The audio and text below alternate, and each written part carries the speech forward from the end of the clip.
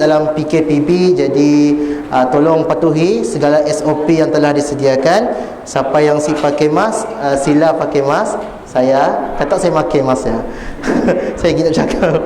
Okey, jadi pakai mask dan jarak, jagalah jarak masing-masing 1 meter apart mendapat impossible. Jadi yang nak masuk dalam sehal kita berada di luar dapat aja. Jadi insya-Allah kita cuba patuhi sebab kita ada mula live dekat Sia insya-Allah.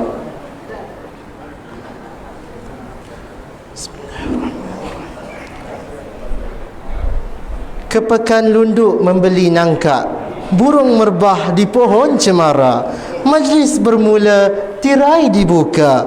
Awal bismillah, pembuka bicara. Bismillahirrahmanirrahim. Yang dihormati Encik Haji Dahlan bin Jerai, Ketua Kaum Kampung Semariang Fasa 3. Yang dihormati Encik Zawawi bin Daud, Pengurusi Surau Darul Falah. Yang dihormati Encik Sani bin Hasim, Penasihat Surau Darul Falah. Yang dihormati Ustaz Haji Sulaiman bin Hasim, penceramah jemputan kita pada hari ini. Hadirin hadirat yang dihormati Allah, Assalamualaikum warahmatullahi wabarakatuh, dan selamat datang ke ceramah perdana Isra Mi'raj Surau Darul Falah 2021. Sebelum kita memulakan ceramah kita pada malam ini, marilah kita membuka majlis dengan Ummul Kitab Al-Fatihah.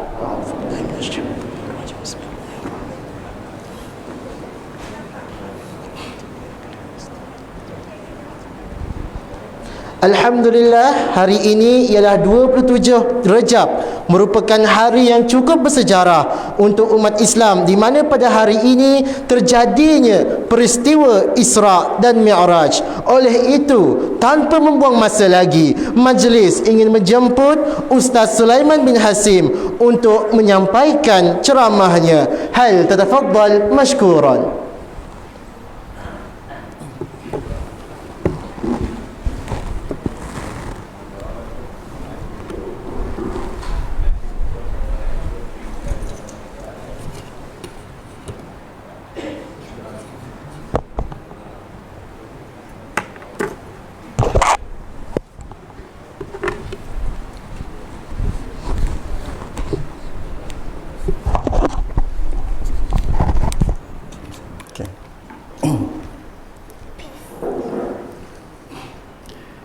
Bismillahirrahmanirrahim. Assalamualaikum warahmatullahi wabarakatuh. Yang dihormati Ayahanda Ketua Kaum, yang dihormati Tuan Pengurusi Surau, Ahli Jawatankuasa Surau, tuan-tuan, puan-puan muslimin muslimat, tetamu Allah yang dimuliakan sekalian. Alhamdulillah, Alhamdulillahilladzi arsala rasulahu bil huda wa dinil haq liyuzahirahu 'ala ad-dini kullihi walau karihal musyrikun. Asyhadu an la ilaha illallah wa asyhadu anna Muhammadan 'abduhu wa rasuluh wa arsalahu kaffatan 'alan nas basiran wa naziran wa hadiyan wa sirajan munira. Fa salawatullah wa salamuhu wa ala alihi wa sahbihi ajma'in. Subhanaka la ilma lana illa ma 'allamtana innaka antal alimul hakim. Rabbi shrah li sadri wa yassir li amri wahlul 'uqdatam min lisani yafqahu qawli, amma ba'd. Alhamdulillah, bersama-sama kita merafakkan syukur pada Allah Subhanahu wa taala. Pada petang tu kita dapat bersama-sama menunaikan solat maghrib secara berjemaah. Alhamdulillah. Mudah-mudahan ibadat kita diterima oleh Allah Subhanahu wa taala sebagai amal-amal soleh kita bila kita bertemu dengan Allah Subhanahu wa taala. Yang kedua, secara pribadi saya bersyukur kerana dijemput oleh Ahli Jawatankuasa Surau, kerana sekali-sekala datang situ rupanya kami orang dikenal. Rakan-rakan yang lama dah berjumpa, rupa-rupanya kami disuruh untuk Raji. Alhamdulillah, kerana dulu mula-mula datang ke Kuching, kami lah rakan-rakan yang dikenal, rupanya kami di situ dijumpa. Dulu badan untuk mungkin 70 kilogram, Kini tu dah bertemu dalam keadaan 95 kg sama dengan seekor sapi dah. Mungkin ada yang saya kenal, tapi saya masih mengenali, dan alhamdulillah dah. Tadi kami yang bertegur sapa, walaupun makin mas topeng muka, boleh kenal lagi, alhamdulillah. Mudah-mudahan ukhuwah kita terus terjalin, dan itulah merupakan antara perkara-perkara yang akan membawa kita dengan rahmat Allah Subhanahu wa taala. Jadi tuan-tuan, pada malam tu kita akan berbicara tentang berkenaan dengan peristiwa Isra' dan Mi'raj. Masanya si panjang tuan-tuan.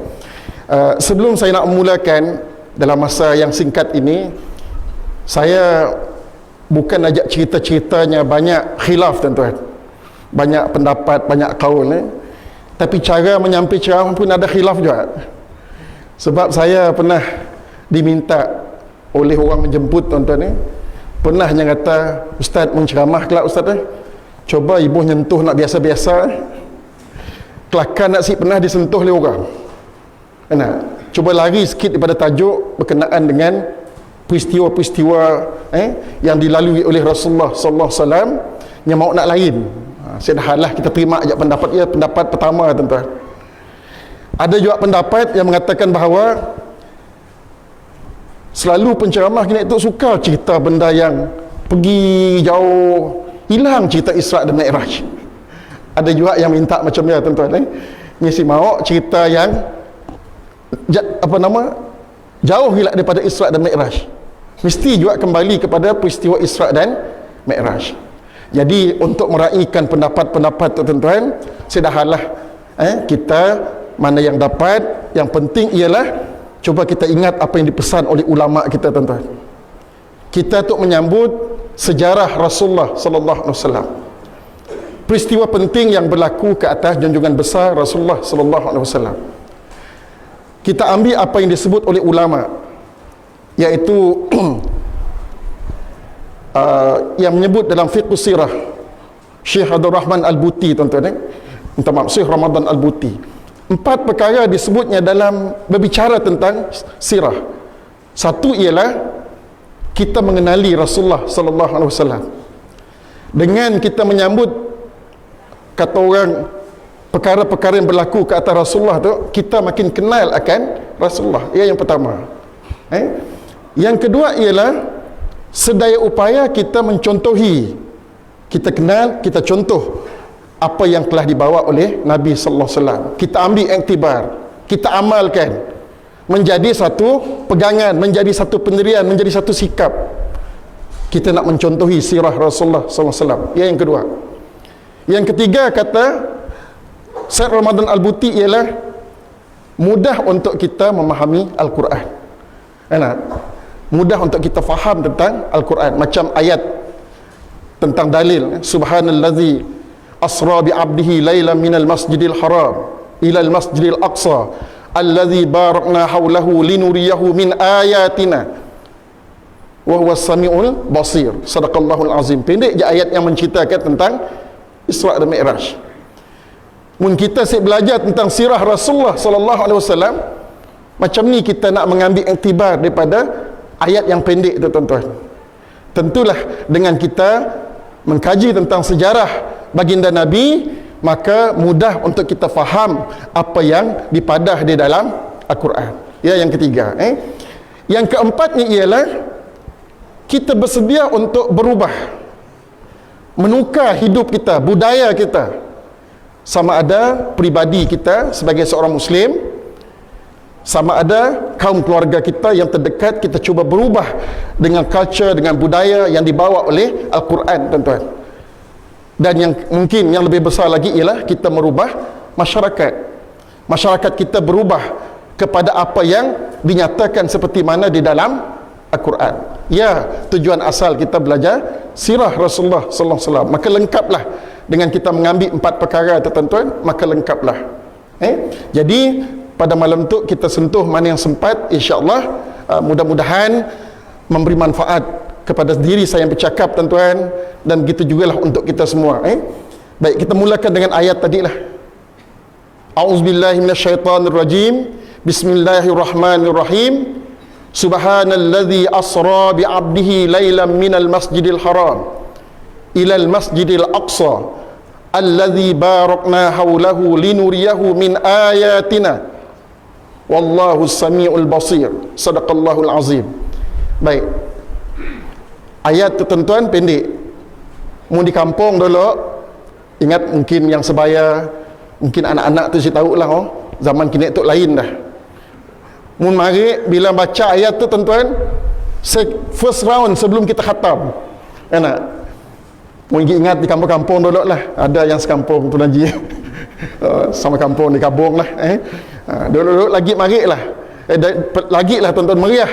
Bila masuk juz tu, di tengah-tengah juz tu, apa nama, Al-Quran tu, juzuk 15 tu, ngembak telur, ngembak nasi kuning. Nang ditunggu-tunggu siapa dah naik juz 15, ngudolok lah. Kita kurang memfokuskan kepada, maklumlah, alhamdulillah lah, orang tua mari si sempatnya nak cerita tentang Isra' dan Mi'raj tu. Masuk jak juz 15, yang diingat ialah ndero. Ndero, ada telur merah kuning hijau, nasi warna kuning. Ada nasi warna lain ke Pak Haji? Saya dah nak nasi kuning. Dia diingat kita. Masuk ayat tu, maka confirm ada orang ngembak nasi kuning dengan telur berwarna-warni. Nah, diingat kita tuan-tuan.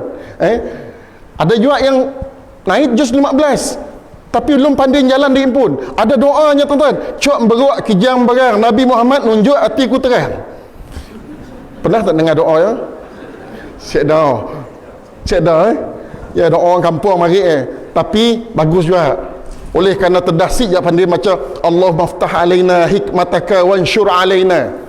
Mungkin doa yang mari belum diapai, tapi diapanya cok beruk kijam berang Nabi Muhammad nunjuk hatiku terang. Nabi Muhammad juga sebutnya tuan-tuan.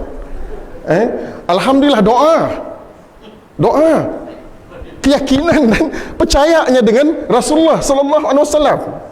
Jangan kita nak bunyi yang enggak adanya. Balighu anni walau ayat, walaupun sepatah perkataan yang yakin, yang beriman dengan Nabi sallallahu alaihi wasallam, mungkin nak tuk ngemak masuk syurga tuan-tuan. Yang kita khatam Al-Quran, hafal Al-Quran, yalah mudah-mudahan lah, lagi lah masuk syurga sepatutnya. Tingkatnya lebih tinggi lagi. Mudah-mudahan, yalah. Jadi bila dia sebut ayat tu tadi, naiklah diingat kita di kampung mari lah.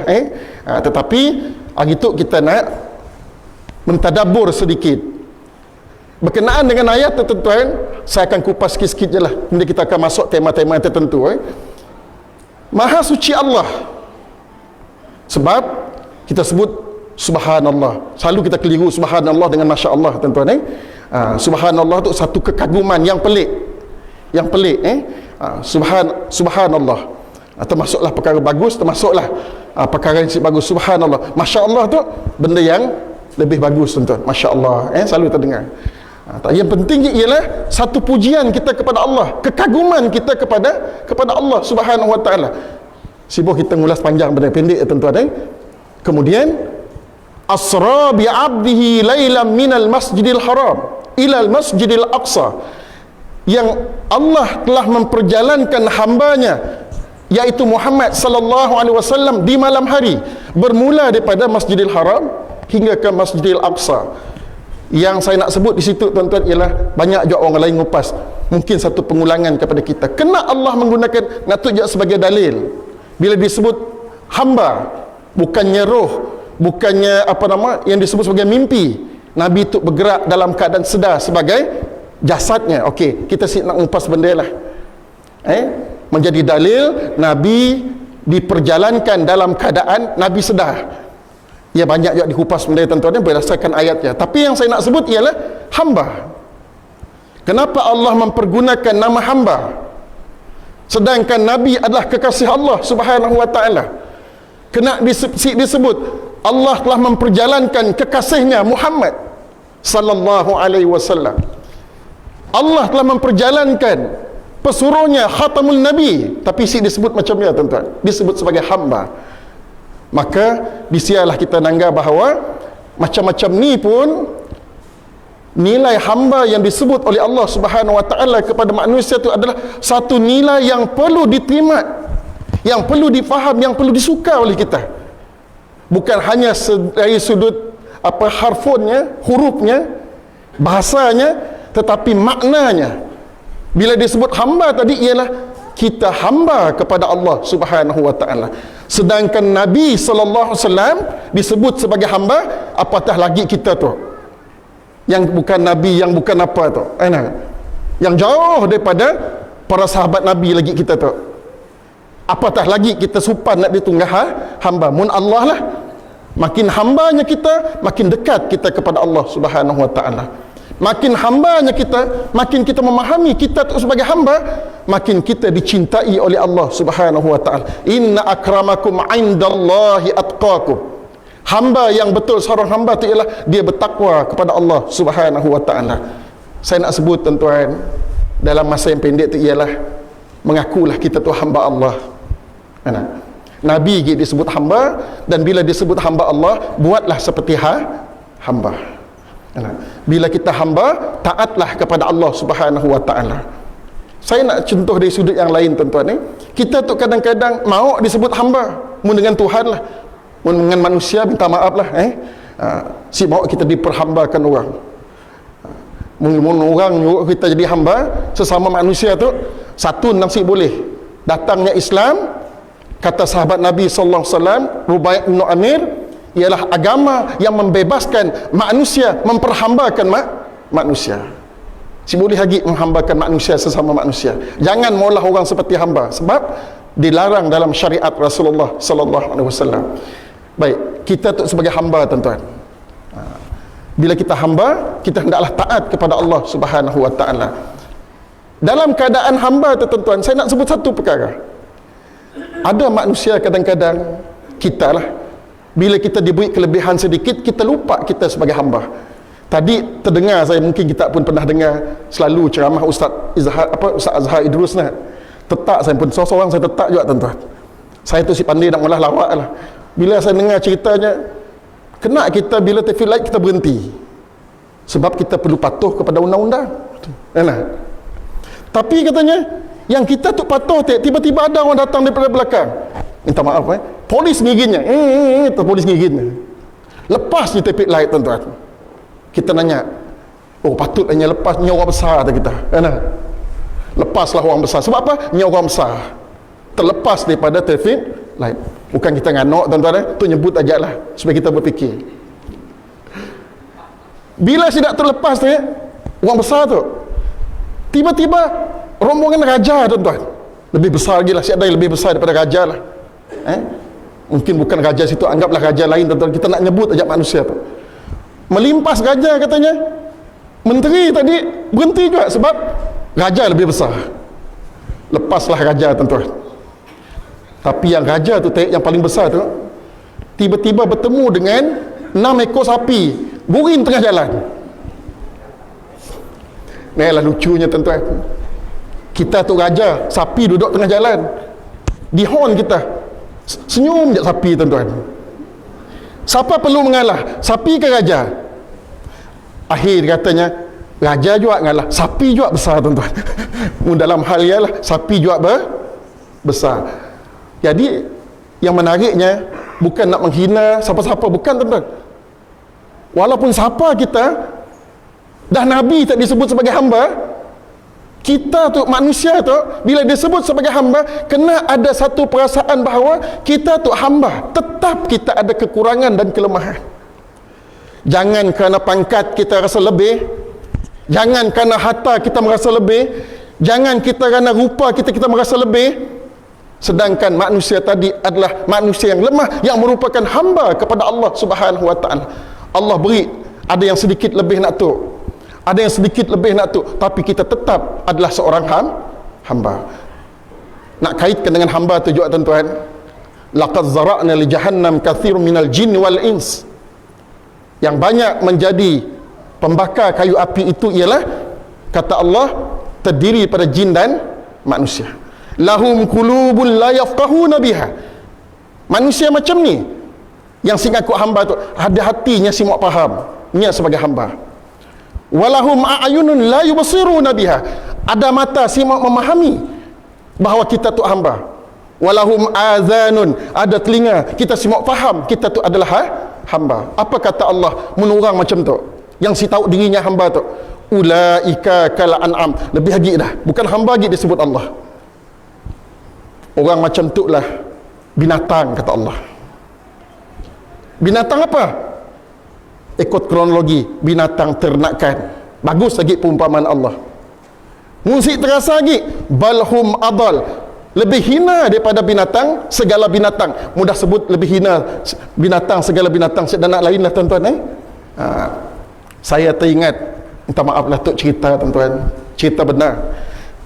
Yalah, ni tak berani buat cerita bulat, kecuali orang bulat dengan kita lah tuan-tuan. Satu yang saya dah bulat ialah Al-Quran, hadis, kemudian cerita ulama-ulama, mudah-mudahan tuan-tuan yang turun, tapi hadis teratur, mutawatir, sik diragui. Baik. Ada seorang sahabat saya yang bertugas lama, minta maaf untuk di negara jiran lah.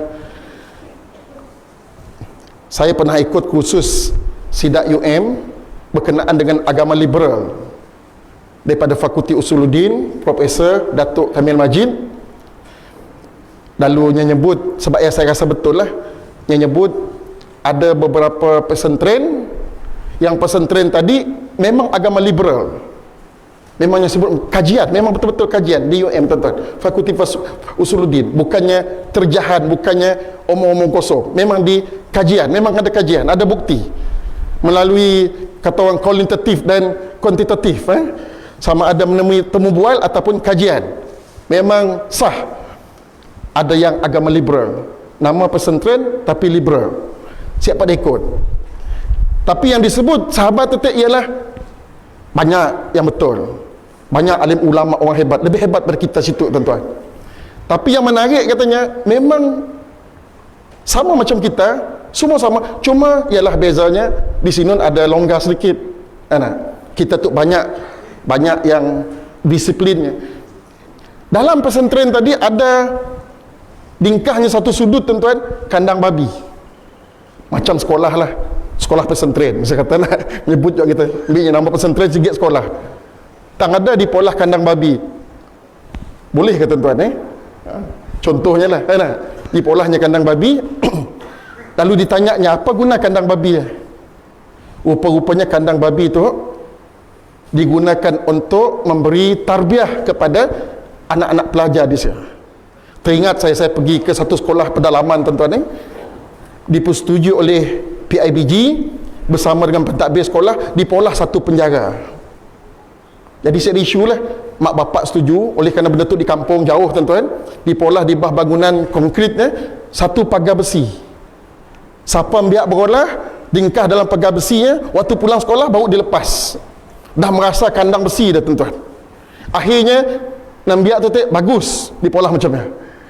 Jadi itulah saya nak nerima tu konsep tarbiyah tu, tingkahnya kandang babi satu sudut tuan-tuan. Itu memang cerita betul yang kawan saya cerita, Nyatok Pegawai Jakim di 5 tahun dah kira tu dah balik lah. Lalu yang ada apa kena kandang babi? Antara yang menarik ialah satu, untuk sebab pendakwah tu, jangan kita kelak bila nemu lalu berekod nemu nak tu. Setanangga aja, nak aku berani. Lalu si berani tuan-tuan. Macam ni lah kita nak agak orang. Yang kedua katanya ialah, siapa biak berolah, suruhnya duduk depan kandang, coba kau nangga muka nak. Macam ialah kata yang tuan-tuan coba tangga benar, tenung. Setengah hari suruh duduk, suruh nangga muka. Siapa boleh beralih? Nangga pagar ajak tuan-tuan. Apa polah babi, nangga hidungnya, nangga ekornya, nangga badannya. Lekat ya barunya real, lalu diulas. Sama si kita dengan benda, contohlah. Ni yang sama Tapi Allah mengatakan, sesiapa manusia yang berulang-ulang si tahu tentang tanggungjawab kita kepada Allah Subhanahu wa taala. Allah sebut dalam Al-Quran, balhum adal, manusia tadi lebih teruk daripada binatang. Walaupun benda ya tuan-tuan, manusia lebih teruk daripada benda ya, Allah sebut dalam Al-Quran. Maknanya terasa kita tuan-tuan, sesiapa yang si mau merasakan dirinya hamba kepada Allah, si melakukan apa yang perlu seorang hamba lakukan kepada tuannya, pemiliknya, maka lebih teruklah kita tu daripada benda tadi, binatang tadi. Ya, yang pun pengajaran tuan-tuan. Jadi alhamdulillah lah, baguslah dari sudut sidak, tapi kita situ si boleh lah mula benda nak membandingkan bahawa manusia tadi yang si mau jadi hamba. Kemudian Allah sebut dalam Al-Quran ni juga, untuk menunjukkan kepada manusia kebesaran Allah. Linuriyahu min ayatina, untuk ditunjukkan kepada manusia tadi akan tanda-tanda kebesaran Allah Subhanahu wa taala. Dalam Al-Quran tuan-tuan, ayat lain menyebut wama khalaqnas samawati wal ard wama bainahuma la'ibin. Tidak aku jadikan langit dan bumi, apa yang ada di antara langit dan bumi itu sebagai satu main-main, sia-sia. Allah jadikan semua yang ada di muka dunia tu, termasuk yang ada di langit, termasuk yang ada di bumi, atas bumi, di bawah bumi, dan yang di antara langit dan bumi itu, Allah menegaskan la'ibin, si ada yang main-main, si ada yang percuma. Semuanya adalah merupakan tanda-tanda kebesaran Allah Subhanahu wa taala. Supaya apa tuan-tuan? Saya ringkaskan dalil itulah. Sesungguhnya Allah lah yang maha mendengar lagi maha melihat. Supaya kita kembali kepada akidah kita, Allah tu maha mengetahui, maha tahu, maha mendengar, maha mengetahui apa yang berlaku kepada alam dan seisinya. Baik, yang pertama tuan-tuan. Yang kedua, temanya ialah kenapa Isra' Mi'raj itu berlaku. Pertama ialah untuk menjadi mukjizat kepada kita lah. Satu benda yang luar biasa yang Allah anugerahkan kepada para Nabi. Ada setengah mengatakan mukjizat Nabi itu tuan-tuan lebih pada 1000. Antara yang paling besar ialah Al-Quran. Mukjizat yang kedua besar ialah itulah Isra' dan Mi'raj itulah. Yang pertama ialah Al-Quran. Saya nak sebut Al-Quran dulu tuan-tuan, sebab ya kita perlu pandai baca Quran, selalu baca Quran. Saya puji ada setengah masjid tuan-tuan kira itulah, Masjid Darul Hakim yang saya tahu dalam Facebook selalulah, saya pun ikut Masjid Abiyat, mungkin situ pun ada. Lepas Isyak awal-awalnya baca surah Al-Mulk, awal-awal baca supaya dapatlah kita, takut pulang kelak tertidur, baca awal. Maknanya sebelum tidur kita dah baca surah Al-Mulk ataupun ayat-ayat yang lain tuan-tuan. Kerana Allah sebut dalam Al-Quran, law anzalna hadzal qur'ana ala jabalin la ra'aitahu khashi'an mutasaddian min khasyatillah wa tilkal amsalu nadribuha lin-nasi la'allahum yatafakkarun. Allah sebut dalam Al-Quran tuan-tuan betapa besarnya Al-Quran, hebatnya Al-Quran. Mun Al-Quran diturunkan kepada bukit bukau, hancur, pecah, berkecai tuan-tuan. Bukannya pecah lagi, hancur menjadi debu. Betapa hebatnya, nak nunjuk, mun kita disebut macam biasa tahu kita Al-Qurannya hebat. Betapa besarnya, hebatnya Al-Qurannya, munnya masuk dalam diri kita, mun kita ngamal, macam yalah, macam nuklear, hebatnya kita tuan-tuan, macam super power lah.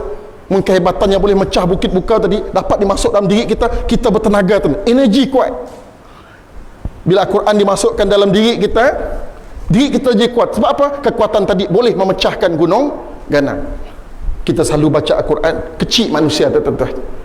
Bukannya kita sombong, bukan. Siap dan nak ditakut kita pada sesama manusia. Sebab gunung ganang hancur berkecai dengan Al-Quran. Orang yang membaca Al-Quran, orang yang beramal dengan Al-Quran, kemuliaannya dijaga oleh Allah Subhanahu wa taala. Kehebatannya dijaga oleh Allah Subhanahu wa taala. Lalu Allah sebut, mun kita lah siapat merenung benda ya, lalu Allah sebut siapa yang nurun Al-Quran. Lepasnya nyebut macam mana? Siapa yang nurun Al-Quran? Wallahu allazi macam ni ayat. Alimul ghaibi wasyahadah. Dialah Allah yang mengetahui segala yang zahir dan segala yang tersembunyi. Kemudian disebut lagi, wallahu allazi, dialah Allah Al-Malikul Quddus, As-Salam, Al-Muhaiminu, Al-Aziz, Al-Jabbar, Al-Mutakabbir. Semua sifat-sifat Allah hebat. Allah yang maha gagah, Allah yang maha perkasa, Allah yang menyombongkan dirinya kepada manusia yang sombong tuan-tuan. Lalu kita kecut pun terdengar tuan-tuan. Kita rasa kita hebat, rupa-rupanya Al-Quran yang disebut hebatnya adalah daripada pencipta yang sangat hebat. Baik, ya Al-Quran sebagai mukjizat yang pertama tuan-tuan. Maka Isra' Mi'raj itu adalah merupakan mukjizat yang kedua yang terbesar. Okey. Mukjizat, saya nak sebut mukjizat. Yang kedua sebab berlakunya ialah kerana untuk menghibur Nabi sallallahu alaihi wasallam. Kenapa nak menghibur tuan-tuan? Selalu kita sebut Yaumil Azm, tahun yang mendukacitakan matinya dua orang. Saya nak sebut satulah. Satu, bapaknya, bapa saudaranya Abu Talib. Yang kedua ialah isteri yang sangat dikasihi oleh baginda Nabi sallallahu alaihi wasallam. Saya angkat cerita tu tuan-tuan. Kita baru je, ialah walaupun si penting gila, Hari Wanita tuan-tuan. Hari Wanita. Ada setengah dibincang juga, bolehkah mengadakan Hari Wanita tu, menyambut Hari Wanita tu?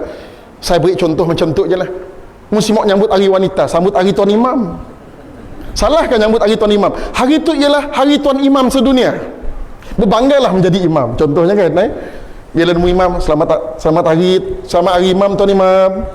Berbahagia kita jadi Tuan Imam, untung kita jadi Tuan Imam. Kata-kata yang mengembirakan. Tuan Imam pun, ya Allah, lama tu saya daung ucap aku kan, nggak ada nganuk Tuan Imam.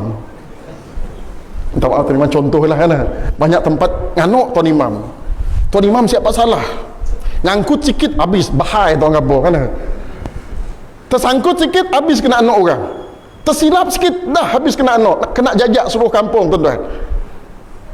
Coba adakan hari imam, hari tu hari imam, lusa hari Bilal.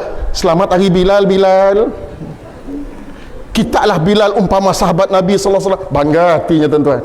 Suara kita kelak didengar di syurga, bangga hati. Sebab hari tu boleh nganak, harinya dipuji-puji tuan-tuan. Bolehkah mengadakan hari Bilal? Contoh, boleh lah nak. Apa salahnya?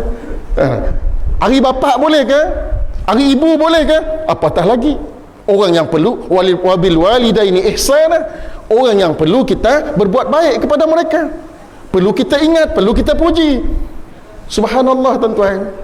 Hari Wanita tu Rasulullah sallallahu alaihi wasallam bila selalu menyebut tentang Khadijah, bila terkenang-kenang tentang Khadijah, tu kita nak ambil sedikit lah untuk malam tu, yang kita nak kaitkan terkait tentang wanita tu tuan-tuan.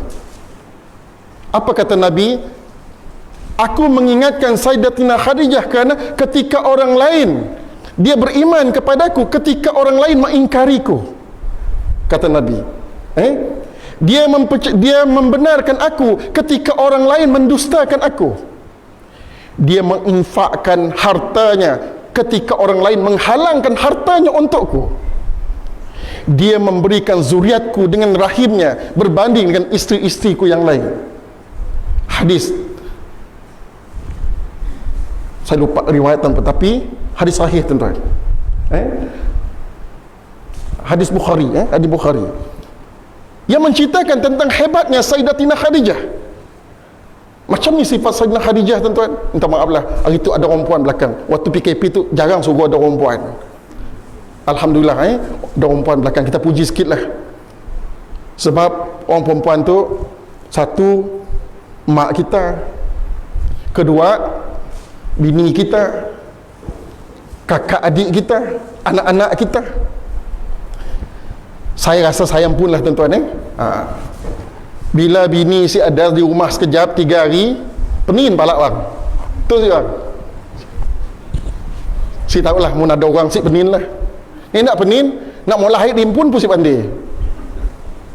Nak nyuci pinggan mangkuk 3 hari nang si cuci langsung. Berat nak angkat benda. Kuali kat masak 3 hari si cuci. Baru tak tahu betapa kuatnya orang puan mana. Senyum je orang puan dengan benar, nang benar. Saya cerit saya pun lah, sekuat-kuat kita tuan-tuan, di sia kita kalah. Saya banyak kali juga pergi, kebetulan tahun lepas program dak perempuan untuk kami tuan-tuan. Baru tutup pun sidak program Puteri Islam. Lalu saya kata, Masya Allah, orang puan tu, mula orang lelaki meninggal, orang perempuan boleh jaga anak 10 orang, bahkan masuk universiti semua tuan-tuan. Terjaga kebajikan, terjaga makan minum, terjaga pendidikannya. Tapi mun bini meninggal, adalah yang berjaya lah, adalah. Minta maaf lah, ngaku lah mun saya lah. Saya cerit saya pun, anak nanya tu, lagi sabar kita. 3 orang nanya, kita ni mata hasil nanggal, lu murah kan? Lu mangkit mata lah kita kan? Mak tu steady je mak. Mak steady, semua boleh. sebab betapa hebatnya perempuan, tuan-tuan.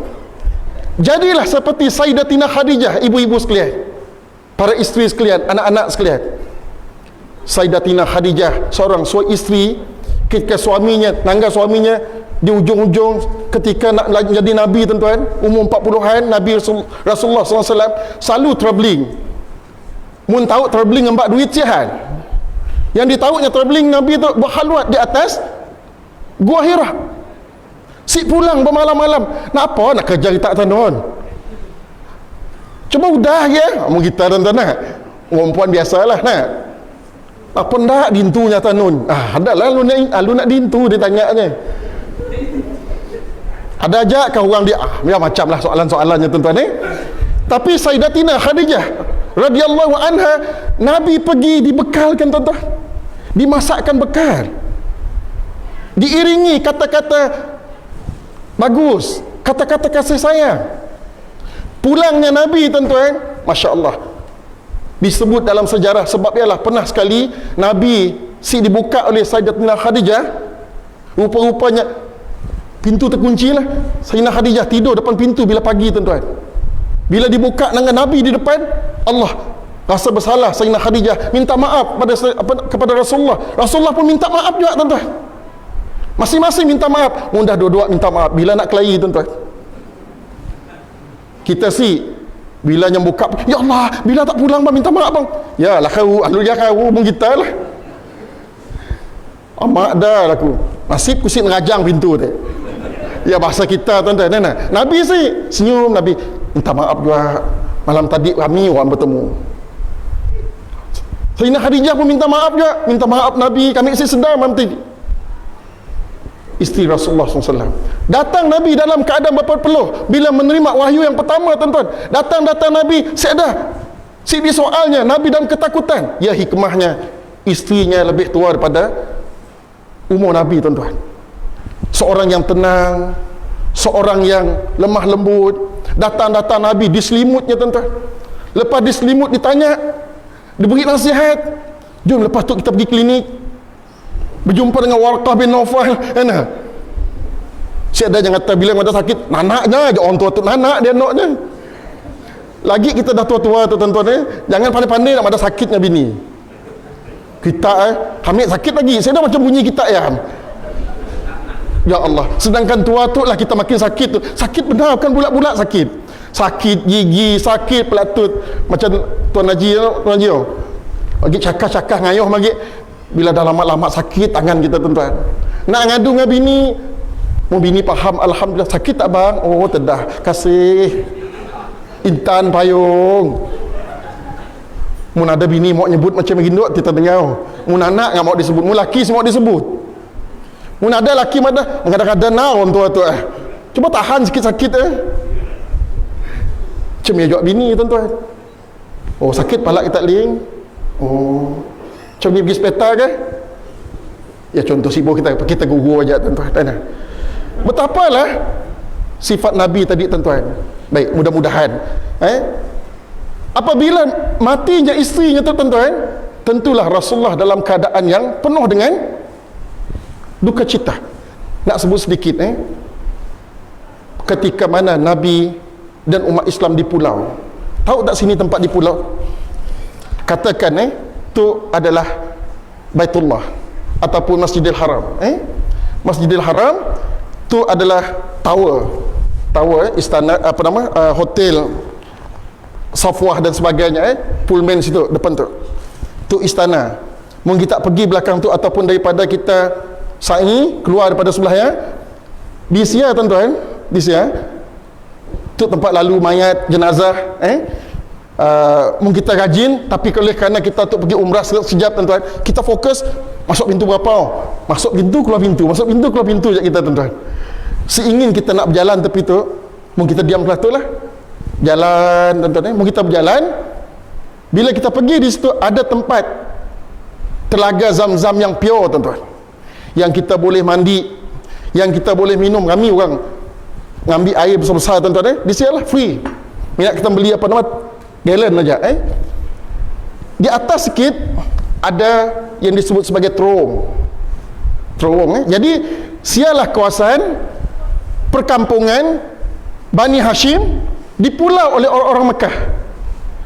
Ketika mana dah tak nanggap kena tu nak dengan keadaan kering kontan, macam ni cari minuman, macam ni nak cari makanan. Sebab ya bila kita nak tahu tempat macam tu, si mustahil lah ketika mana di pulau Nabi dan keluarganya terpaksa makan daun, tuan-tuan. Sehingga akan dikatakan saudagar Sayyidatina Khadijah tu habis harta bendanya kerana membeli air, duitnya untuk sponsor umat Islam dan keluarganya minum, tuan-tuan. Disebut juga itulah pengorbanan Sayyidatina Khadijah. Allahu Rabbi. Sebab ialah hebatnya bila mati Sayyidatina Khadijah tadi, tuan-tuan, maka Nabi terasa susah hati. Ialah diangkatnya Rasulullah dalam peristiwa Isra dan Mi'raj. Baik, tema yang seterusnya ialah berkenaan dengan nama Isra dan Mi'raj. Isra dan Mi'raj, tuan-tuan, saya nak mengambil dua perkara yang disebut oleh ulama. Pertama ialah untuk supaya kita faham tentang falsafahnya dunia dan akhirat. Dunia dan akhirat. Dan bila kita sebut dunia dan akhirat ialah hidup di dunia merupakan bekal ke akhirat. Hidup yang sedikit tempat kita beramal. Tempat yang hidup selamat-lamatnya kelak ialah tempat kita menuai segala hasil tanpa ada ibadat, tanpa ada kita perlu molah sesuatu lagi kecuali bersenang lenang je, tuan-tuan, dengan segala nikmat-nikmat yang otomatik, nikmat-nikmat yang sungguh menyelerakan dan menyeronokkan. Masya Allah, tuan-tuan. Nak diberi perumpamaan macamnya. Sebab ialah ulama menyebut, mungkin kita faham, diam di dunia tu katanya ialah kun fid dunya, jadilah kamu di dunia tu ka'annaka, seperti mana kamu gharibun, orang yang dagang. Azan walhamdulillah wa la ilaha illallah wallahu akbar wa la hawla wa la quwwata illa billahil aliyyil azim. Allahumma salli wa sallim ala sayyidina Muhammadin wa ala ali sayyidina Muhammad. Allah ya karim. Allahumma salli.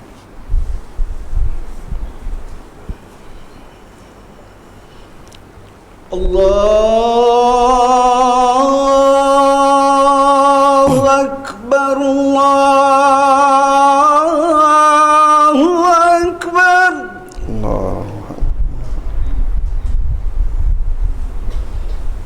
Allahu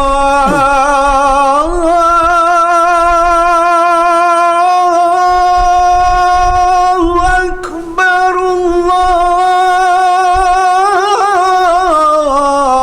Allahu Akbar.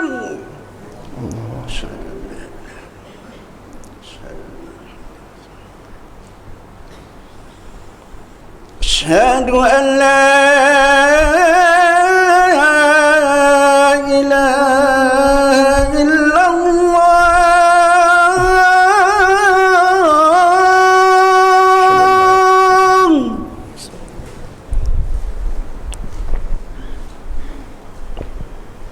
Asyhadu an la ilaha illallah.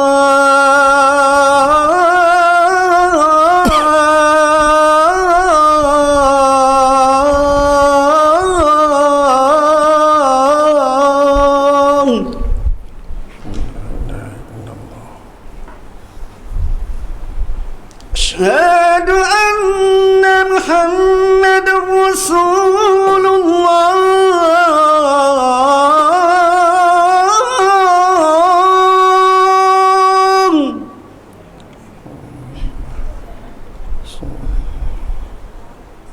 Asyhadu anna Muhammadar Rasulullah.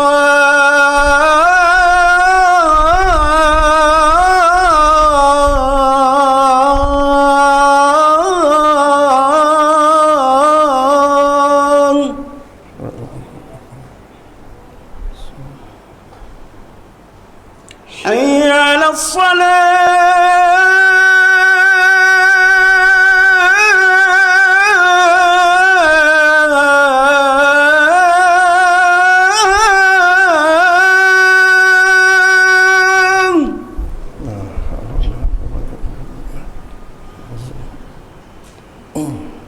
حي على الصلاة.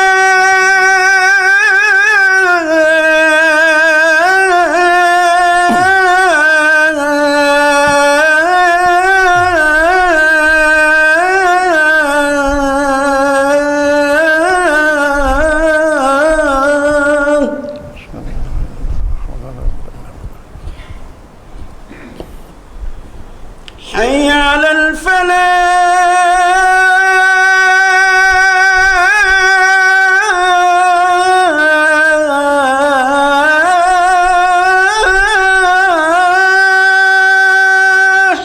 لا حول ولا قوة إلا بالله. حي على الفلاح.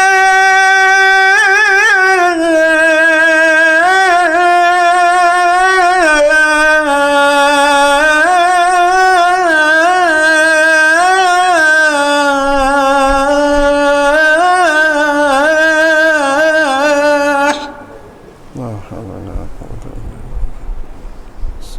الله أكبر الله أكبر الله أكبر الله. لا إله إلا الله. لا إله إلا الله محمد رسول الله. الصلاة القرآن الصلاة القرآن.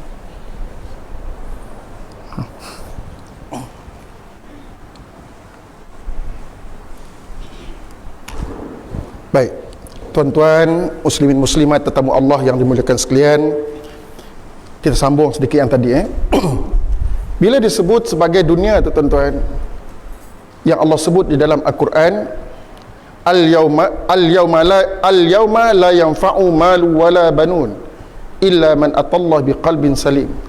Saya suka memperingatkan diri saya pun tuan-tuan selalu baca ayat tu.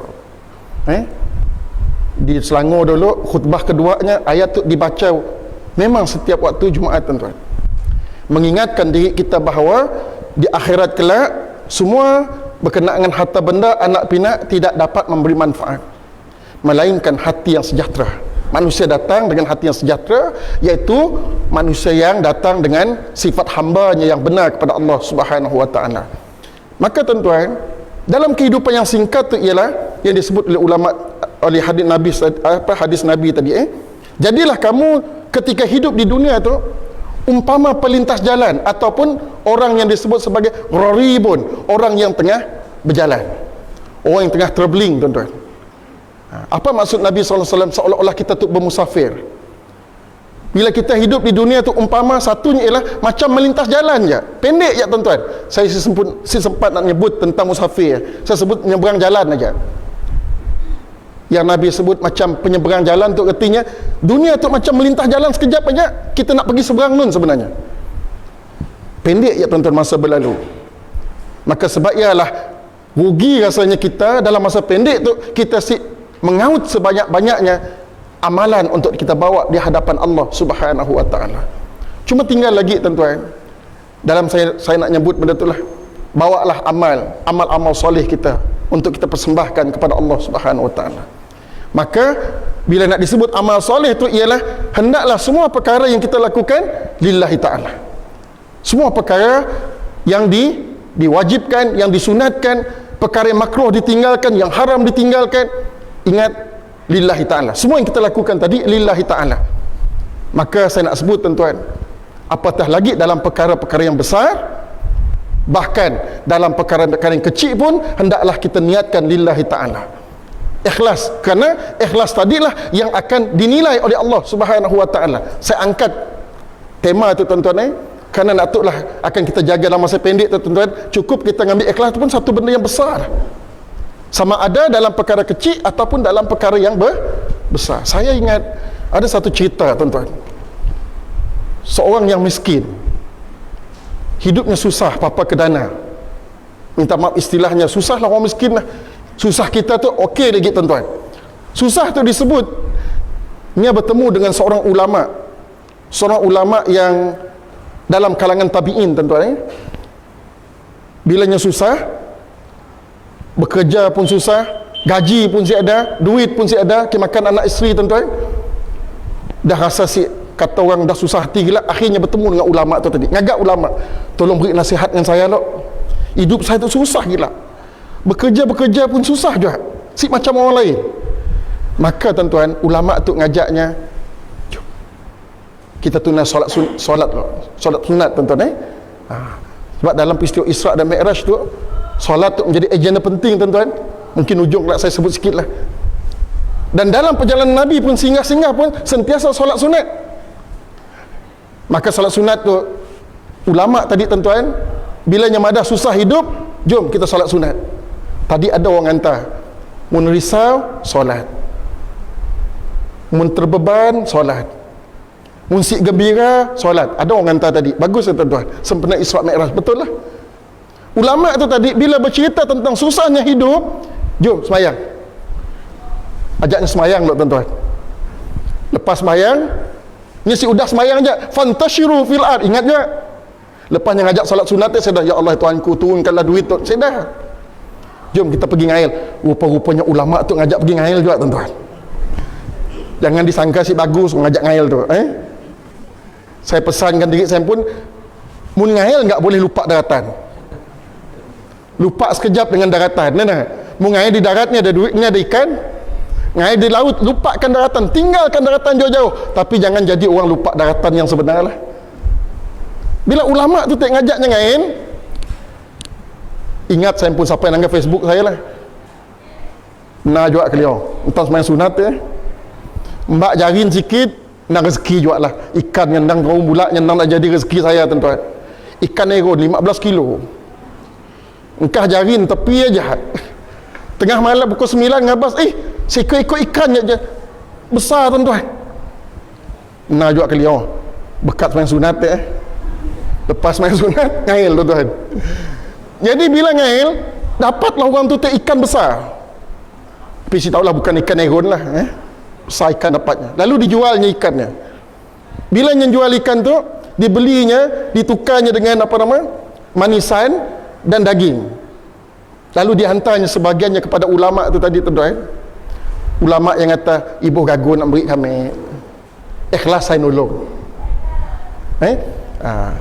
Lalu diulas juga tuan-tuan, si betul juga kita nak ngelak sedahal, makan je kita dulu. Mun ada lain kali lah malas, lain kali lah malas. Mun kita ciang orang ni nak malas kita balik, si ibu tak gagu kelak-kelak tak ciang kami. Mun minta ciang kelak pun si ikhlas juga tuan-tuan. Si ibu disebut kelak Jadi ulama' tu kata, si ibu jak balas katanya. Si ibu balas. Lalunya pun pulang embak semua hasilnya tadi tuan-tuan. Sampai tengah jalan, dia bertemu dengan seorang perempuan bersama anaknya. Perempuan tu susah, mungkin kita nangga gelandangan lah, orang susah. Bila nyenangga perempuan tu tadi tuan-tuan, hatinya tulus ikhlas. Sedih, mengalir air matanya tuan-tuan bila nangga perempuan tu tadi dengan anaknya, tersentuh hatinya, empatinya tinggi, lalu diserahnya duitnya tadi, makanannya tadi, semua kepada perempuan tu tuan-tuan. Diserahnya semua. Pulang-pulangnya, sihatlah, keluarga aku dah biasa si makan, sihatlah, pulangnya. Ditakdirkan oleh Allah, lepas dia beri semua tadi tuan-tuan, yang kita selalu sebut selalu baca, wa may yattaqillah yaj'al lahu makhraja. Allah beri rezeki yang tanpa disangka-sangka. Tiba-tiba datang orang pergi ke rumahnya, kitakah anak sanak tok kami mari berhutang dengan bapak kita, mencarinya si nemu, akhirnya bertemu dengan warisnya, kami bayar hutang bapak kita dulu, beri yang kita. Jadilah yang orang yang berharta tuan-tuan. Mudah-mudahanlah kita tu ada orang bayar kita juga kelak kan. Pulang-pulang tu ada orang bayar kita 5,000. Hutang kami kita dulu, benar tuan-tuan, ada orang berhutangnya ingat kelak. Mudah-mudahanlah yang ingat datang mbak 5,000 hutang kami kita dulu. Kita pun dah lupa benarkah kita berhutang? Contohnya serah tuan-tuan duit. Bilanya kaya tuan-tuan, dia pun bersedekah. Menjadi hobinya bersedekah. Sedekah, selalu bersedekah. Macam cerita Alibaba lah. Sekati jangan ngambur duit tuan-tuan. Dia dah rinduk gila. Bila dah ada duit, dolok susah nak sedekah. Sekati ngambur duit. Tiba-tiba satu malamnya bermimpi. Dalam mimpinya, seakan-akannya berada di yaumil mahsyar. Dan amalannya ditimbang oleh Allah Subhanahu wa ta'ala. Ditimbanglah amalannya. Yang mimpi macam yang amalan ditimbang tuan-tuan. Tapi yang sedihnya ialah amalannya tadi berat ke sebelah amalan yang si bagus. Dalam gambaran tadi nampak waktunya kayanya bersedekah banyak ringan tuan-tuan, umpama kapas. Ketut nyambung ingatkan saya takut terlupa. Teringat saya cerita Siti Zubaidah tuan-tuan. Siapa yang pernah baca cerita hikayat Siti Zubaidah? Orang tua dulu ada buku kitab Hikayat Siti Zubaidah. Saya sempat baca buku bapak saya, tuan-tuan. Hikayat Siti Zubaidah, kitab lama-lama. Pergi ke Mekah ni, tuan-tuan. Bila kita berada dekat Jabal Rahmah, nak pergi ke tempat Mina ya, kita akan langgar terusan macam tembok Cina dekat bukit-bukit. Dulu mutawif madah ya didermakan orang, disedekahkan. Orang puan malah orang puan kaya. Rupa-rupa bila diselidik, tuan-tuan, ia adalah binaan yang diwakafkan oleh yang disebut sebagai namanya Siti Zubaidah, isteri kepada Harun Ar-Rasyid. Bila disebut memberi minum kepada jemaah haji, tuan-tuan, bayangkan jemaah haji suatu masa dulu orang ngangkut maki unta, ngembak atas belakang unta 2 egek kendi, pakai beri minum orang jemaah haji. Tiba-tiba datang seorang wakafkan air yang mudah untuk diminum oleh jemaah haji. Bayangkan besarnya pahala, tuan-tuan. Tiba-tiba waktunya mati, ada seorang kaum kerabatnya, ulama, tuan-tuan, bermimpi bertemu dengan Siti Zubaidah dalam syurga.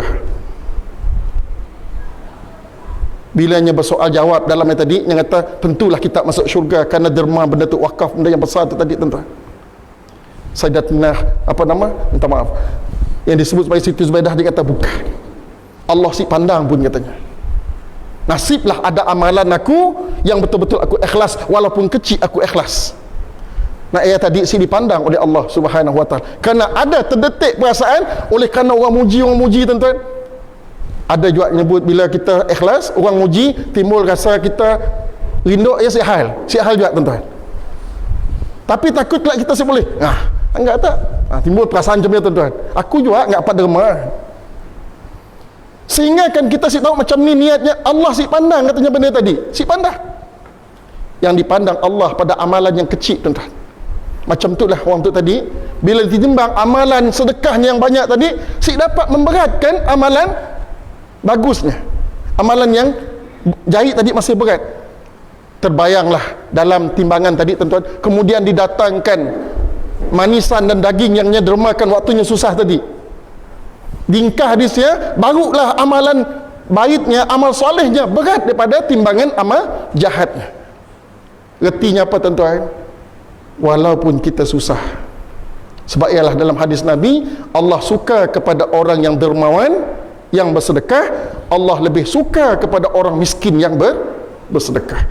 Kerana yang ditangga bukan pada jumlah, kuantiti, tapi yang ditangga ialah sejauh ni kita sanggup untuk memberi apa yang kita ada, menginfakkan apa yang kita ada. Jadi orang tu tadi, tuan-tuan, berat timbangan amalnya kerana yang sedikit tadi, kerana ikhlas mata-mata kerana Allah Subhanahu wa taala. Saya, tuan-tuan, bila nyebut benda-benda macam tu, Allah, apa-apa kerja kita buat kita di dunia tu, tuan-tuan. Saya ada seorang sahabat pembantu takbir lah di ofis kami lah, senang cerita. Dia perempuan, tuan-tuan. Saya selalu nyebut lah, mana-mana saya pergi adalah pernah saya cerita benda tu, tuan-tuan. Selalunya orang baik kita lah. Siapa? Mak kita. Yang betul-betul ikhlas serve kita tanpa diragui ialah mak kita. Isteri ibu kecil hati lah, mak kita serve kita, mengidang kita, nyaji kita, siapa orang lebih ikhlas pada mak. Bini betul macam bapak si boleh kecil hati, mun anak lebih sayang dengan mak. Dengar tak? Bapak si boleh kecil hati sebab mak perlu disayang, sebab mak buntin, mak mengandung, macam ni juga. Jadi banding dengan isteri tadi, mak lebih hebat lagi. Isteri hebat juga. Tangga tak? Bila bini kita ada, tu bini si ada, tinggal anak, rasa macam ni. Ada seorang kawan saya madah, lain rasa bini si ada tu, anak, kasih sayang anak tu lain. Ada rasa nak cari teman baru, ada juga hati nak cari teman baru, katanya. Tapi bila memikir sibuk je ustaz berteman, tandah je macam tu lah. Sebab kasih sayang anak tadi si sama dengan bini, si sama nak dipolahnya, si sama. Aku bulatnya melayan, si ada halus macam bini, slow jak bini kasih dengan senyuman. Air manis kerana senyuman, walaupun air tawar dah diminum, tapi manis kerana dengan senyuman isteri. Tapi anak si nampak minum tak sah. Air cara anak ngidang, tuan-tuan. Saya nak sebut, ada seorang hamba Allah tu baik yang ngidang kami orang di office. Contoh dah, kami selalu mujinya. Dan orang lain pemuji juga bagus, rasa kakak. Orang lain, orang biasa saya ada hubungan darah kita tu, saya dah rajin kita, Ustaz, air dah siap nanti. Bukan saya seorang, orang lain juga, air dah siap Ustaz. Kadang-kadang dah masak nanti. Lalu saya kata, cuba udah-udah kita. Sekali-sekala sibuk tak maulah macam tu. Biar orang lain rasa mesti minum, hendaknya si minum. Tapi kata-kata yang menyebabkan saya tersentuh, tuan-tuan. Mudah-mudahan semua kita sebagai anak macam ni lah. Saya dah hal Ustaz, saya maulah pun ikhlas. Yang saya polah tadi bukan semata-mata nak menyuruh orang, memberi manfaat dengan orang, tapi saya berniat supaya amalan saya yang sedikit tu menjadi amal soleh saya, menjadi amal saya.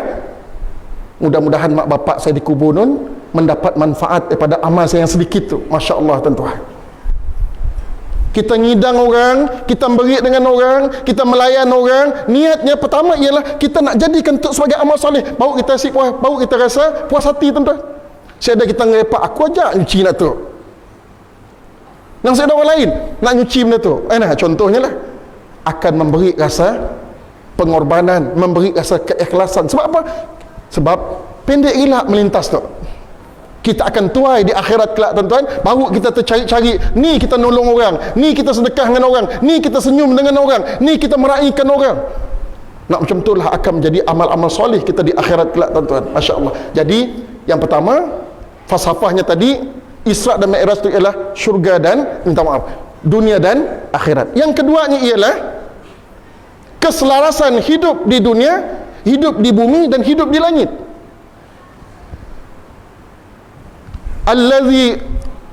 Huwa allazi ja'alakum, minta maaf, huwa allazi ja'alakumul arda firasyan was samaa'a binaa'a wa anzala minas samaa'i maa'a fa akhraja bihi minas samarati rizqan lakum. Allah sebut, tuan-tuan, Allah yang menjadikan langit dan bumi. Langit sebagai binaan, bumi sebagai hamparan. Wa anzala minas samaa'i maa'a, diturunkan daripada langit itu. Allah beri tamsilan dan betul-betul berlaku, tuan-tuan. Kita faham, turunlah hujan. Bila hujan turun, bumi basah, subur. Daripada bumi tadi tumbuhlah tumbuh-tumbuhan yang menjadi rezeki kepada manusia. Apa maknanya, tuan-tuan? Disebut, ulama kata, hidup di dunia tu bergantung kepada akhirat. Oleh kerana kita bergantung dengan akhirat, kita tu mesti serasi dengan apa yang ada di langit. Al-Quran diturunkan daripada langit dunia, tuan-tuan, daripada langit dunia turun ke bumi secara beransur-ansur. Di sini tempat yang suci, tuan-tuan, di langit tu. Sebab yang dalam Al-Quran ada menyebut, katakanlah urusan di muka bumi tu selari dengan di langit, Allah akan datangkan bala bencana yang akan diturunkan oleh Allah.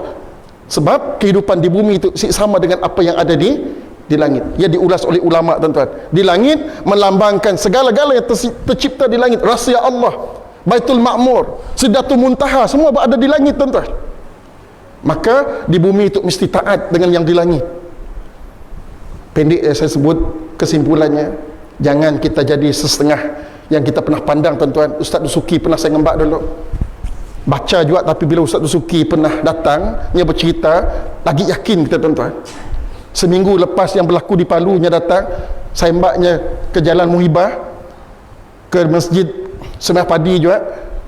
Dia berceritakan tentang satu yang Allah datangkan bala bencana ataupun ujian kepada manusia yang pernah kita lihat sebelum tu. Gempa bumi, tsunami dan gegar macam-macam tadi, umpama manusia di blender, tuan-tuan. Pernah kita nanggap bumi di blender.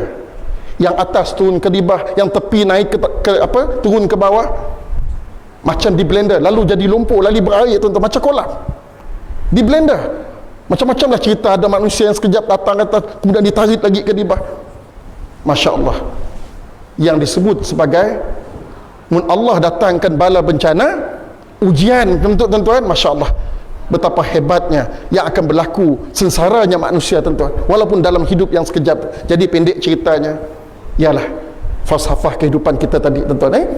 Sedikit sebelum saya pergi kepada Allah, Rasulullah bertemu dengan Allah, mendapatkan solat, tuan-tuan, berkenaan dengan 3 perkara yang dibekalkan oleh Nabi dalam perjalanan singkat, tuan-tuan. Dalam perjalanan singkat, disebut sebagai bekalannya. Pertama iman, yang kedua ialah ilmu, yang ketiganya ialah hikmah, kebijaksanaan. Saya nak sebut satu perkara, iman, satu perkara asas. Mesti ada iman, sia-sia tuan-tuan. Maknanya segala amalan kita jadi kosong, zero. Ataupun amalan kita ada syirik untuk menunjuk pada orang, pun disebut oleh Allah dalam Al-Quran, siapa yang beramal untuk orang, dia akan dapat apa-apa di akhirat. Mintalah kepada manusia yang pernah kamu tunjukkan, yang kita nak buat tunjuk tadi kepada manusia, minta dengannya, kata Allah, kalinya dapat mengolah sesuatu kepada kamu ketika di akhirat kelak tuan-tuan, pun kita si dapat apa-apa.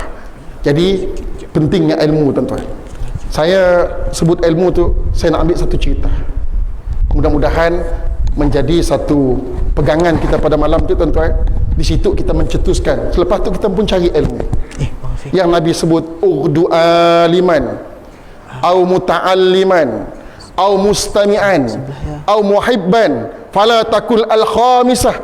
Kata Nabi, hendaklah kamu menjadi guru, hendaklah kamu menjadi orang yang belajar ilmu, hendaklah kamu menjadi orang yang mendengar ilmu, hendaklah kamu menjadi orang yang cinta kepada ilmu. Jangan kamu jadi yang kelima, iaitu semua si mau, yang empat-empat tadi, fatahlik, maka kamu akan hancur binasa, kata Allah, kata Nabi SAW.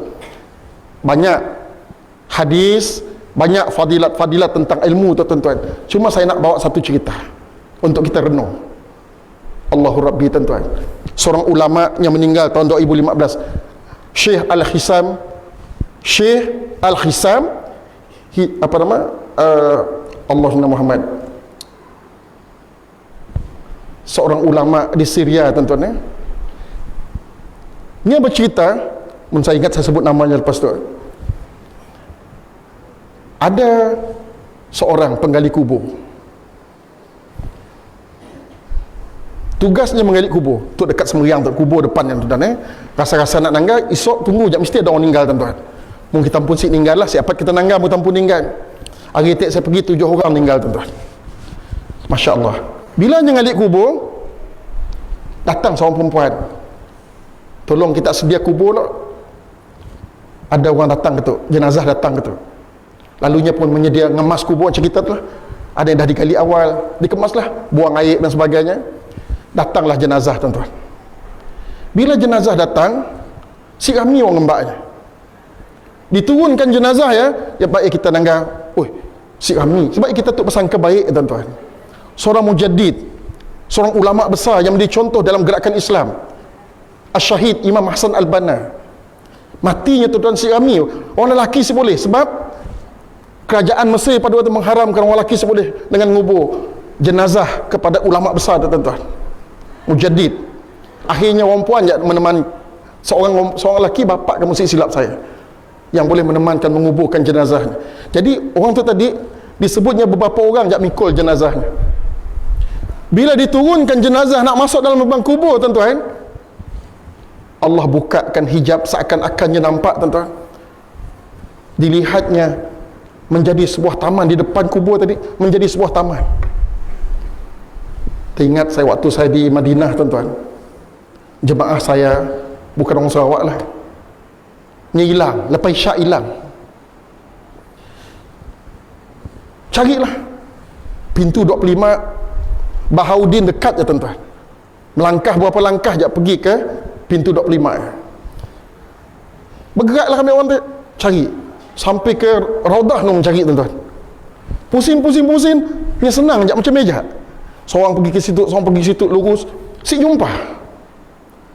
Dalam masa dah pukul 10 macam ni, Ustaz, adanya dah pulang hotel tu, cepat kita datang nak temu kita. Lalu saya datang tuan-tuan, cepat-cepat ditarik sidak agaknya, limbaknya saya di ujung. Orang lain si adanya duduk, dia nak cerita dengan saya. Ustaz, dalam keadaannya bergegar tuan-tuan.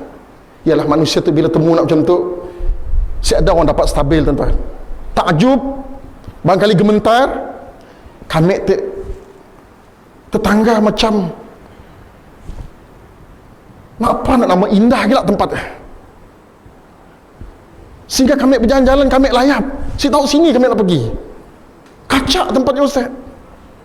Ya Allah, meremang bulu tuan-tuan. Betul-betul berlaku. Saya pun dicerita oleh orang tu.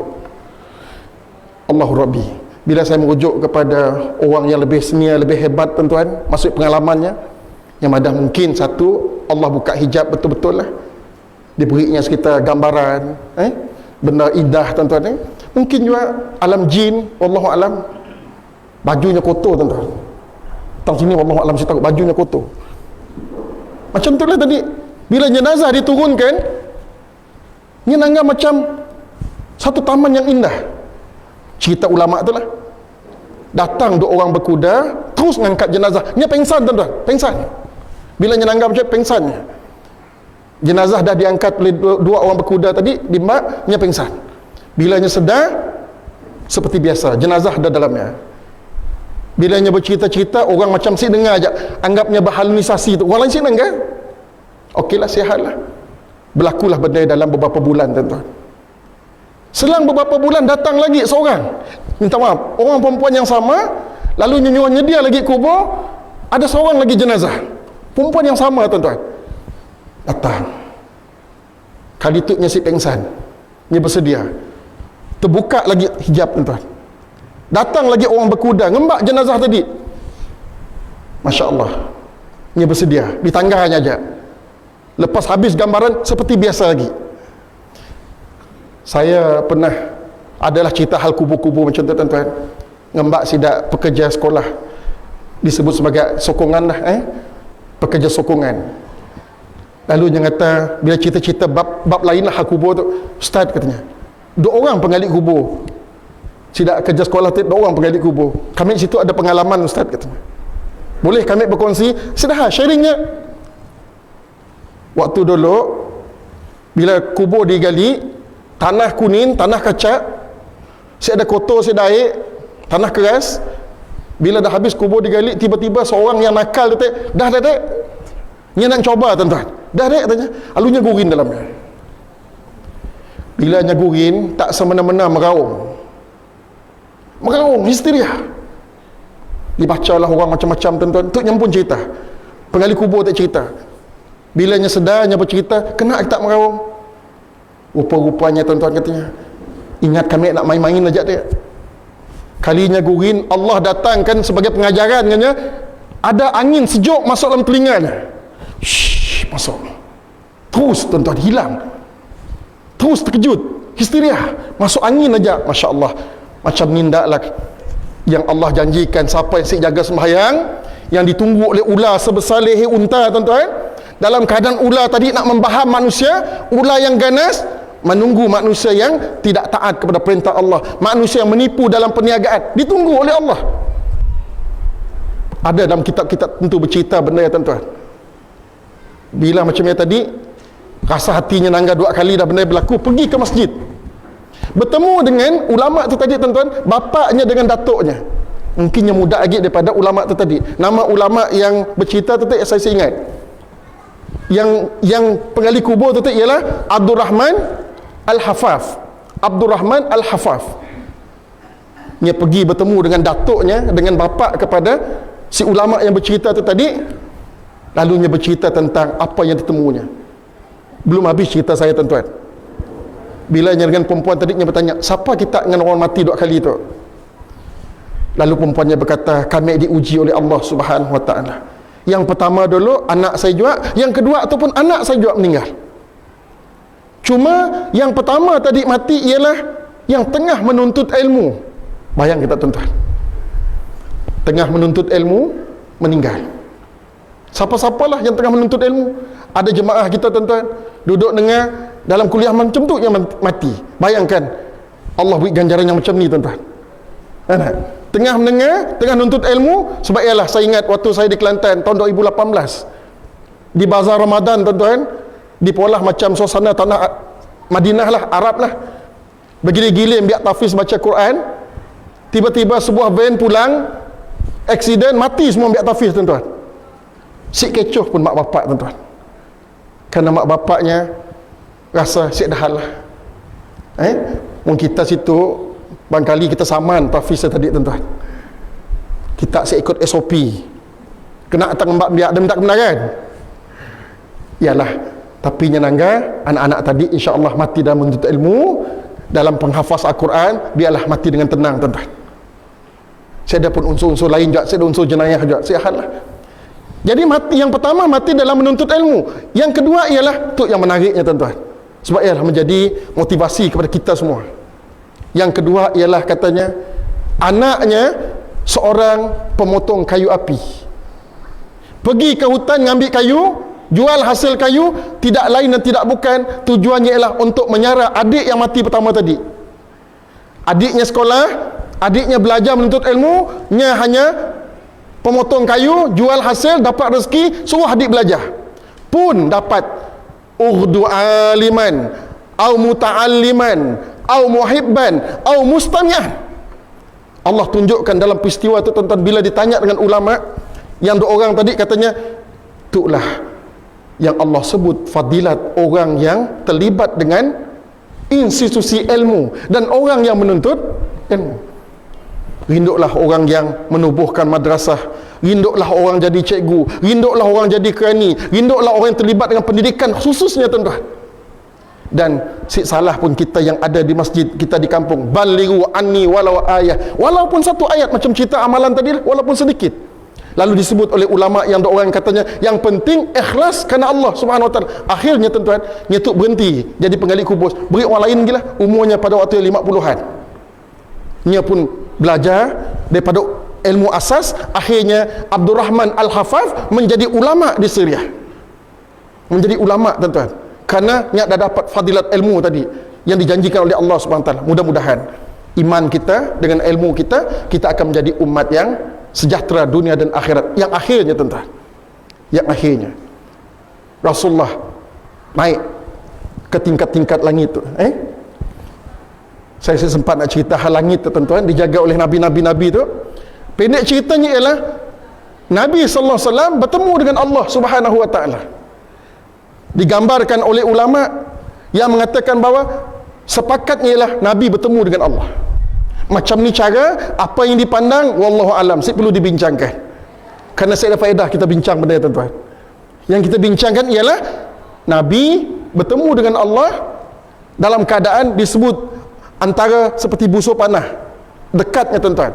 Apa yang ditengok, apa yang ditangkap wallahu alam. Dan ingatlah, dijanjikan oleh Allah sendiri tuan-tuan, nikmat yang paling besar kepada umat Nabi sallallahu alaihi wasallam di akhirat kelak bila masuk syurga ialah bukannya melihat bidadari tuan-tuan, bukannya termotivasi dengan oh ada bidadari di syurga, bukan. Nikmat di syurga yang paling besar ialah bila ahli syurga dapat melihat Allah Subhanahu Wa Taala. Sempat saya nak cerita panjang macam ni, nak kacak tu menyebabkan nikmat. Sibuk kita nanggal lain lah. Macam ni je Nabi Yusuf sampai potong tangan orang. Sini pedulinya tangan tuan-tuan, kerana kacaknya Nabi Yusuf alaihissalam. Baru Nabi Yusuf tuan-tuan, apatah lagi Allah Subhanahu Wa Taala. Jadi di dunia tu tuan-tuan, pulang Nabi, betapa kasih dan sayangnya Allah pada umat Rasulullah sallallahu alaihi wasallam. Dimbak Nabi apa? Iaitu as-salah. Kita kata perkara pokok dalam Isra Mi'raj tu, antara ibadat yang Nabi ambil sendiri daripada Allah ialah solat. Kenapa solat tu penting tuan-tuan? Kerana solat tu adalah merupakan kita dipanggil oleh Allah untuk bertemu dengan Allah di dunia sebelum kita bertemu di akhirat kelak tuan-tuan. Di akhirat dibayangkan kita bertemu dengan Allah sebagai nikmat yang paling besar. Sembahyang itu merupakan nikmat yang paling besar kerana kita bertemu dengan Allah. Saya ngajar di satu suruh tuan-tuan, Fikman Haji, baru coba buka, bukan ngajar, nolong baca lah. Bila dah baca-baca tentang, mulakan dengan solat ustaz, kata Sidat. Okeylah kita mulakan dengan solat, buka solat. Tiba-tiba rasa induk nangga, banyak benda kita tahu. Kita riba ustaz, kita pergi ke depan lagi, mulakan dengan wuduk. Padahal wuduk tu pun banyak kita belum settle lagi tuan-tuan. Apatah lagi solat wuduk. Dengar tak sikit je wuduk, 3 perkara. Mun wuduk sempurna, 1, wuduk boleh menyebabkan gugurnya dosa. 2, wuduk boleh menyebabkan darjat kita diangkat oleh Allah Subhanahu Wa Taala. 3, wuduk ialah bila kita dibangkitkan di yaumil mahsyar, anggota wuduk kita bercahaya-cahaya. Bayangkan tuan-tuan, wuduk aja. Sehingga kan Bilal bin Rabah, Bilal ditanya oleh Nabi, wahai Bilal, situ tak Cuba kau cerita dengan aku, apa hebatnya amalan kau? Sebab di syurga aku dengar tapak kaki kau, kata Rasulullah sallallahu alaihi wasallam. Bilal kata, saya dah apa-apa Rasulullah, macam sahabat lain juga, minta maaf lah, tapi cuma sikit aja. Saya bila berwuduk bersungguh-sungguh dengan sempurnanya. Dan spesialnya ialah selepas wuduk, solat sunat wuduk. Adakah kita pernah solat sunat wuduk, tuan-tuan? Belajar macam ni solat sunat wuduk, muntangnya, tuan-tuan. Cuba kita menjadi seperti Bilal. Masuk syurga baru dengan wuduk, belum kita lagi solat. Bila solat, Allahu Akbar, wajjahtu wajhiya lillazi fataras samawati wal ard. Kita bercakap dengan Allah, aku menghadap mukaku kepadamu ya Allah. Tangga tak mukaku tu ya Allah. Dalam solat kita menyebut kelakar dengan Allah, tuan-tuan. Pendek ceritanya ialah sama-samalah kita jaga solat. Mudah-mudahan, tuan-tuan, kerana macam yang saya sebut tadilah, jangan nanggap solat tu dari sudut yang susah. Nabi kata, sesungguhnya Allah kata, sesungguhnya manusia tu khalu'a, keluh resah, illal musallin, melainkan orang yang solat. Solat menyebabkan kita tenang, dalam kemiskinan kita tenang, dalam kaya kita tenang, dalam susah kita tenang, semua jadi tenang dengan kita bersolat. Dan insya-Allah bila kita melintas jalan sampai ke akhirat kelak, tuan-tuan, lagilah kita tenang, kerana orang solatlah yang akan melihat nikmat yang paling besar, iaitu Allah Subhanahu wa taala. Kesimpulannya, terakhir sikit je, Isra Mi'raj tu mengajar kita terlalu kerdil kita berbanding dengan kebesaran Allah Subhanahu wa taala. Hanya sedikit yang Allah tunjukkan pada kita, sesungguhnya banyak lagi rahsia-rahsia Allah yang akhirnya diberi kepada kita bila kita berjaya, bila kita bertemu dengan Allah dalam hati yang sejahtera. Mohon maaf banyak-banyak, tuan-tuan, panjang masa lebih, mohon maaf banyak-banyak. Mudah-mudahan semua yang kita lakukan pada malam tu, sama ada saya yang bercakap, tuan-tuan al-mustami'an yang mendengar, Allah datangkan rahmat kepada tuan-tuan. Wabillahi taufiq wal hidayah. Assalamualaikum warahmatullahi wabarakatuh.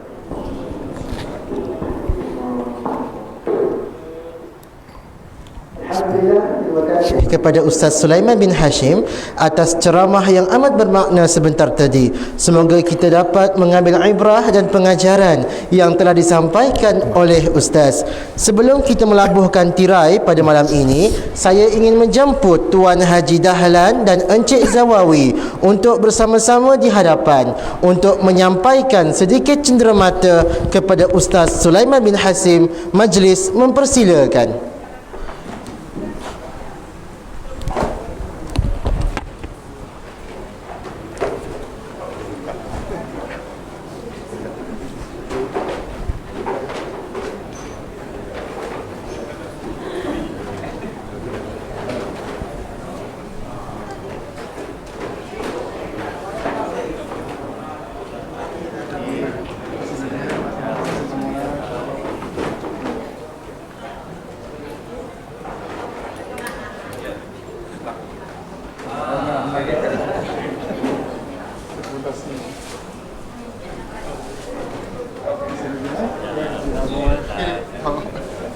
Sekian, itu sahajalah majlis kita pada hari ini. Saya mewakili pihak AJK Surau ingin mohon maaf atas segala kekurangan yang ada pada hari ini. Apa yang baik datang daripada Allah, apa yang buruk datang daripada Allah juga.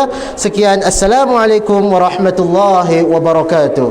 Jadi insya-Allah dekat mun sebelah luar ya basah, boleh pergi sebelah kiri surau lah, beranda situ.